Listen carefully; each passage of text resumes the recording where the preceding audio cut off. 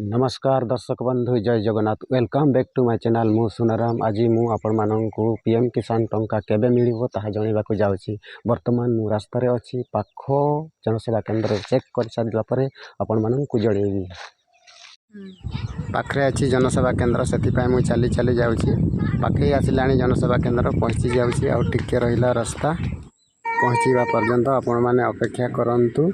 आ सेठी bank काम मध्य हुए आपण माने चाहिले पैसा उठेई पारबे डिपॉजिट करि पारबे सब किछि करि पारबे। फाइनली मु जनसेवा केंद्र रे पहुंची जायछि। गत वर्ष तो फेब्रुआरी मास रे मिलिथिला ए वर्ष तो किछि जणा पडिलानी। देखिबा चेक करिबा केबे मिलुछि।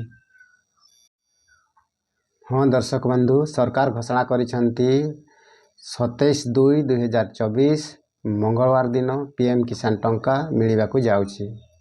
भिडियोटी केमिति लागिला बंधु भलो लागिला ना? यदि भलो लागि थाए लाइक शेयर कमेंट करिवो।